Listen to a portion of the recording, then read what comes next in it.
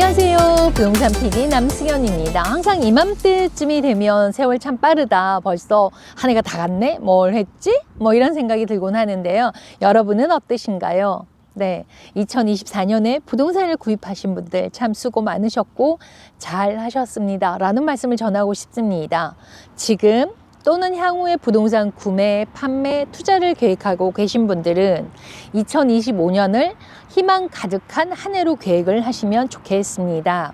이 영상을 꼭 시청하시고요. 조금이나마 도움이 되시기를 바라는 마음입니다. 2025년에 부동산 시장이 우리에게 기회를 가져다 줄까요? 아니면 위기를 가져다 주게 될까요? 참 궁금합니다. 여기서 시청하시기 전에 구독, 좋아요, 알람 설정 하시고 부자 되세요. 감사합니다.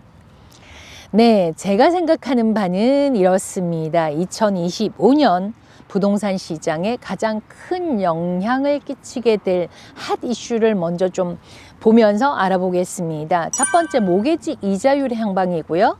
두 번째는 트럼프 정부의 영향일 테고요. 세 번째는 시장의 수요 공급의 변화입니다. 네 번째는 지역의 편차가 발생할 것으로 보이고요. 다섯 번째, 부동산 시장을 전체적으로 한번 전망을 해볼게요. 네, 위의 사항을 이제 하나씩 살펴보면서 여러분들도 내년에 부동산 시장을 전망해 보시면 좋을 듯 합니다.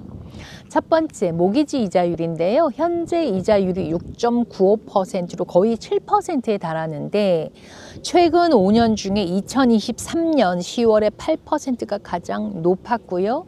올 9월 중순에는 6%대로 좀 하락을 했었는데 다시 올라갔죠. 그래서 이 이자율 차이에 따른 구매 능력을 예를 들어서 살펴보겠습니다. 연소득이 20만 불이라고 할 때, 그리고 20만 불 정도를 다운 페이먼트를 하는 조건, 같은 조건으로 주택을 구매할 때 가능한 금액을 한번 비교해 볼게요. 이자율이 5%일 때는 111만 3천 정도의 집을 살 수 있고요. 7%일 때는 95만 1,000불 정도의 집을 살 수 있습니다. 이렇게 5%와 7%의 차이가 구매 금액이 거의 18만 불 정도 차이가 생깁니다. 이와 같이 이자율이 낮아지면 그만큼 더 높은 금액의 부동산을 구입할 수 있다는 것이죠.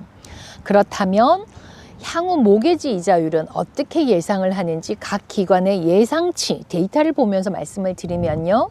네, CAR 캘리포니아 부동산 협회의 예상치를 보면 2025년 모기지 금리가 6.6에서 5.9를 예상하고 있습니다. 그러니까 상반기는 6.6, 하반기에는 5.9로 생각을 하시면 되고요. 모기지 은행협회 MBA에서는 모기지 금리가 2025년에 6.4에서 6.6 사이가 될 것으로 예상을 하고 있습니다. 2026년에 6.3 정도가 유지되지 않을까라는 예상을 하고 있고요. 그렇다면 페니맨에서는 어떻게 볼까요? 11월 예측에서 모기지 금리를 2025년에는 6.3%이고 2026년에는 6% 이상으로 올라갈 것으로 예상을 하고 있습니다. 또한 전국부동산협회 NAR은 모기지 금리가 약 6%로 안정화될 것으로 예상을 했습니다. 여러분들 어떻게 생각하시나요? 네, 모기지 금리 계속해서 추이를 보시면 좋을 것 같고요. 두 번째, 트럼프 정부의 영향입니다. 트럼프 행정부의 공약 중에서 크게 다가오는 것 중에 가장 첫 번째로 꼽는 것이 관세 정책입니다. 그리고 이민 정책이고 세금 혜택 같은 것이 있는데요.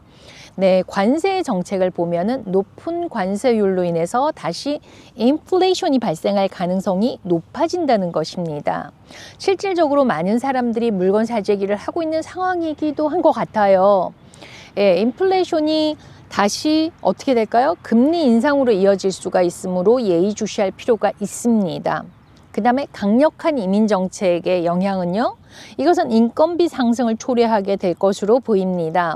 강제 추방이라든지 이런 강력 행정 조치가 그동안 불치해자들의 어떤 강력으로 이루어졌다면 그 부분을 이제 높은 인건비로 대체하려면 당연히 물가 상승이 이루어질 것이라는 예상을 하고요. 특히 건설업계 인건비 상승이 더 높아지는 형상이 생길 것으로 예상하는 바 부동산 가격이 하락하기는 어려울 것이다 라고 보기도 합니다. 그 다음 세금 감면 정책이 있죠. 법인세율 인하와 자본이득세율의 안정성은 기업의 세금 부담을 줄여서 상업용 부동산 투자에 긍정적인 영향을 줄 수도 있을 겁니다.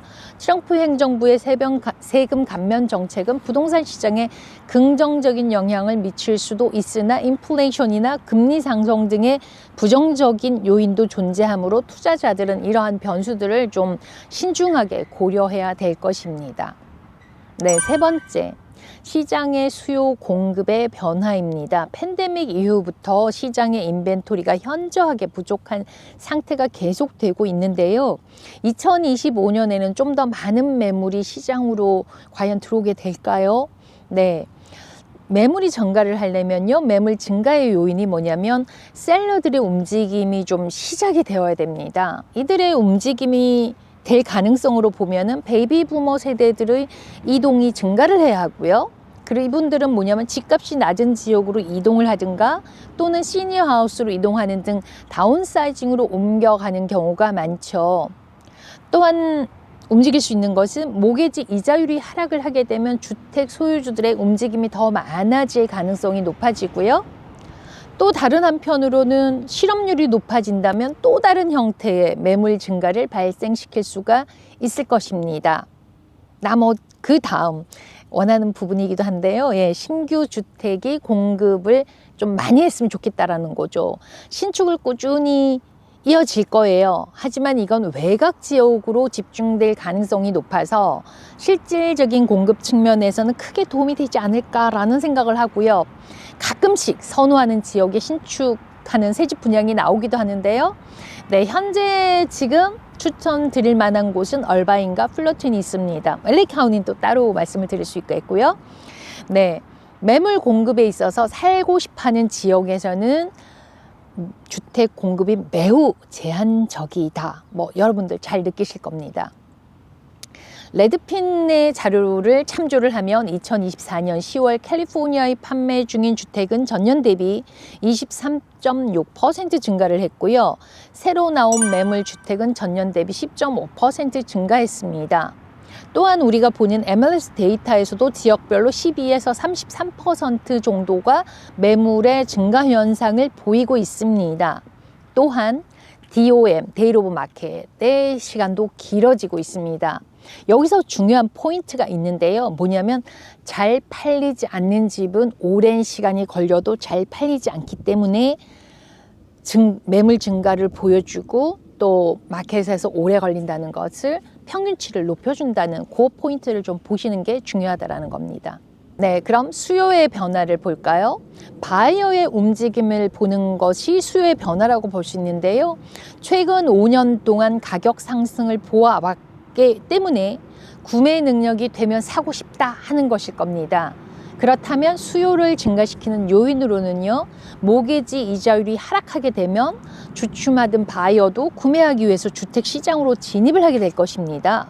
그리고 두 번째는 임대료가 상승으로 인해서 렌트비와 모기지 비용을 계산을 했을 때 세금 혜택, 가치 상승 등의 장기적인 측면으로 계산을 하면 주택 구매 쪽으로 옮겨가게 될 것이라고 보고요.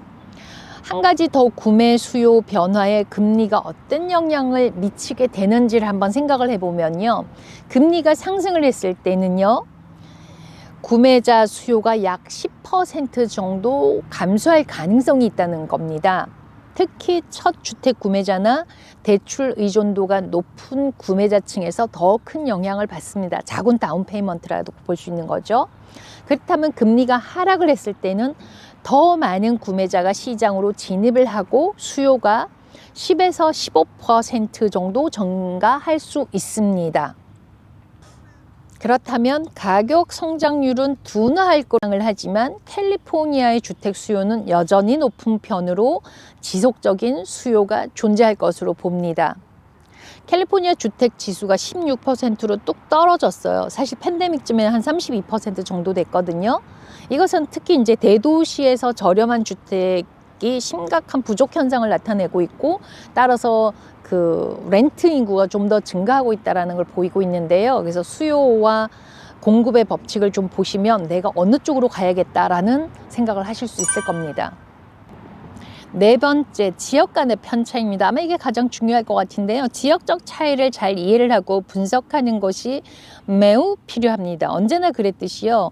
캘리포니아는 웬만한 나라보다 더 큰 만큼 지역적인 편차도 그만큼 더 크다고 할 수 있습니다. 최근 매물 증가와 함께 가격 상승이 이어지고 있는 반면에 가격이 또 하락하는 곳도 있거든요. 특히 이제 해안선 바닷가 지역이나 또는 뭐 학군이 좋다거나 하는 선호하는 지역은 지속적인 경쟁력을 유지할 수 있기 때문에 가격의 상승 현상을 보일 것이고요. 그렇지 않은 좀 덜 선호하는 지역은 가격이 하락할 가능성이 많고 뭐 지역에서도 조금 더 차이가 날 겁니다. 그래서 더 자세한 지역 분석은 맞춤 상담 제가 해드리겠습니다. 지역 선택 매우 중요하죠. 네.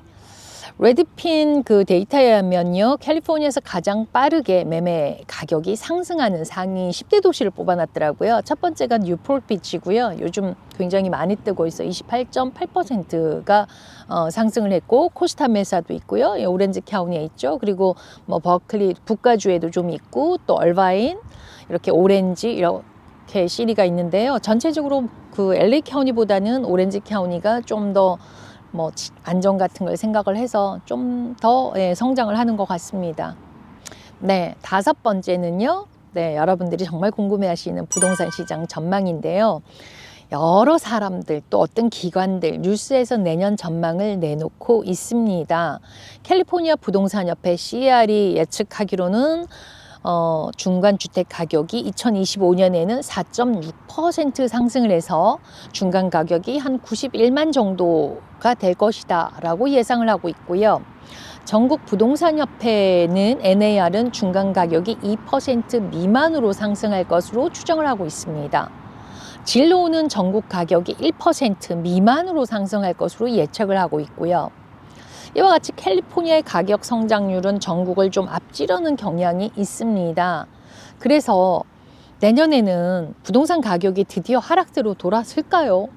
2025년 캘리포니아 주택시장의 전망은 매매와 가격 모두에서 잠재적인 반등을 시사하고 있는데요. 네, 가격 상승 속도가 좀 둔화될 것으로 예상을 하지만 기본적인 수요와 제한된 공급 조건을 가진 주택 가격은 계속 상승의 압력을 가할 가능성도 높다라는 겁니다. 네, 데이터를 말씀을 드렸고요. 제 개인적인 생각은 이렇습니다. 지역마다 매우 다르게 나타날 것이다 라는 생각을 하는데요. 즉 2025년의 특이사항은 지역별 편차가 많이 생길 것으로 예상을 합니다. 그리고 그럼에도 미국 경기가 활성화가 된다면 당연히 부동산 시장은 다시 화랑을 맞게 되겠고요. 요즘 주식, 코인 시장처럼요. 내 집 마련은 저는 빠를수록 좋다고 봅니다. 왜냐하면 준비가 되어 있을 때요. 또 그러나 투자는 좀 신중하고 현명한 판단을 하시길 바라고요. 네, 하는 성공적인 투자는 풍부한 경험으로 지역시장 동향, 각각의 원하는 가격대에 맞는 매물, 협상 전략에 대해서 굉장히 중요하므로 제가 열심히 안내해 드리도록 하겠습니다.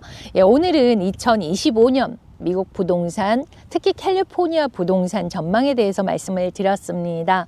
네, 지금까지 남승현이었습니다. 감사합니다.